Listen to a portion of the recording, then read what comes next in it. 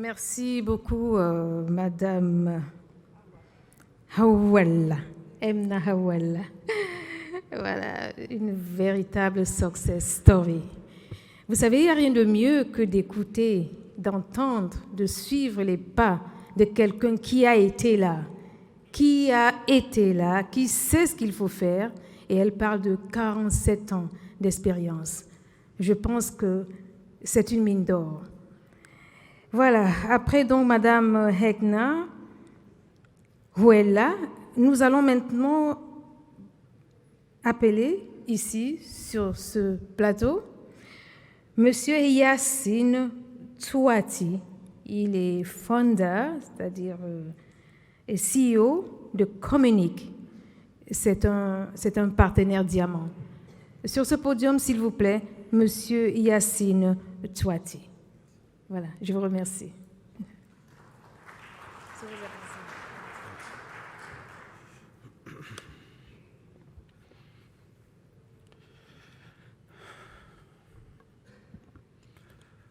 Monsieur Nizar Beneji, le ministre des Technologies et de la Communication, Votre Excellence, Monsieur l'ambassadeur de la Mauritanie, chers participants, au nom de Communique, je vous dis bienvenue en Tunisie.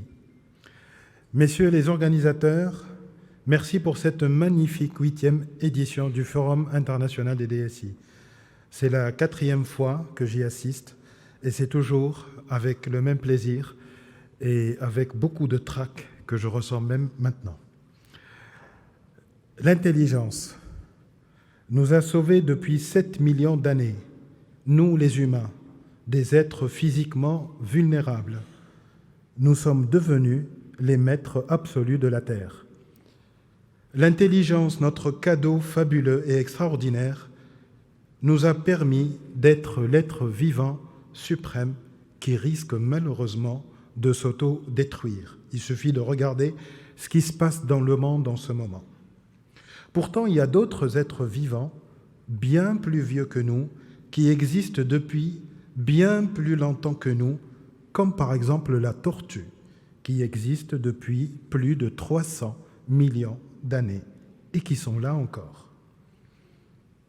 On ne peut pas dire que la tortue nous impressionne particulièrement par son intelligence. Pourtant, ils sont là depuis des centaines de millions d'années. Et nous, à peine 7 millions d'années d'existence, et nous sommes en menace de disparition.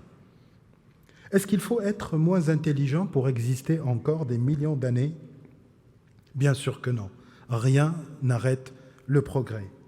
Et à mon avis, le secret d'une longue vie sur Terre pour les générations futures, et pour nous, c'est l'adaptation. L'adaptation de notre intelligence, cette intelligence qui nous procure une super capacité de se transformer au bon moment et de la bonne manière, et surtout avant qu'il soit trop tard. Ok, on doit se transformer, on doit s'adapter, mais en tant que DSI, dans une grande organisation où les prises de décision sont parfois complexes, sans fondement, lents, comment je peux transformer des habitudes, des cultures, des mentalités, des usages bien ancrés depuis des années, voire des décennies? Eh bien, il faut être déterminé.